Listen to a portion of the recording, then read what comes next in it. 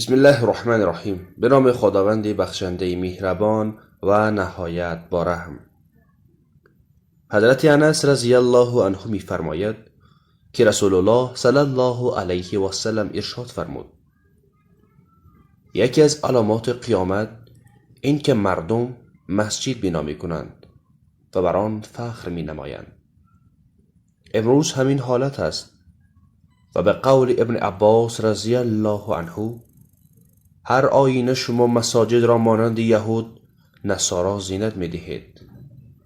چیزهایی که فکر انسان را منتشر ساخته و جمعیت خاطر آدمی را از بین می برند، مانند سنگها، لیوسترها، چراغهای گوناگون و فرشهای دلفریب و پرده های گرانبها و دیگر اشیای پرزرق و برق و همه وسایل راحتی که در مساجد وجود دارند.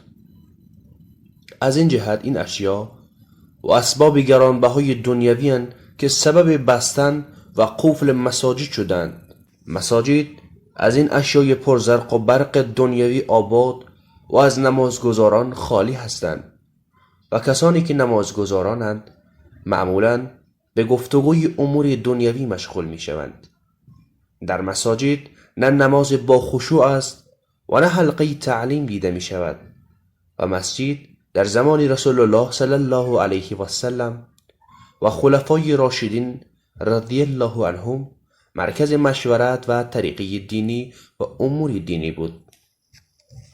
در کنز الاعمال یک روایت آمده است که هرگاه شما مساجد خود را آرایش دادید و قرآنها را مزین ساختید، پس بدانید که هلاکت شما نزدیک شده است.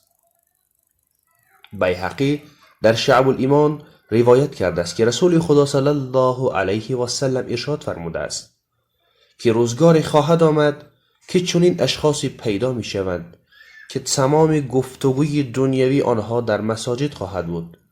از این جهت شما در مجلس ایشان ننشینید، چرا که خداوند متعال به وجود ایشان نیازی نمی بینند. السلام علیکم و رحمت الله و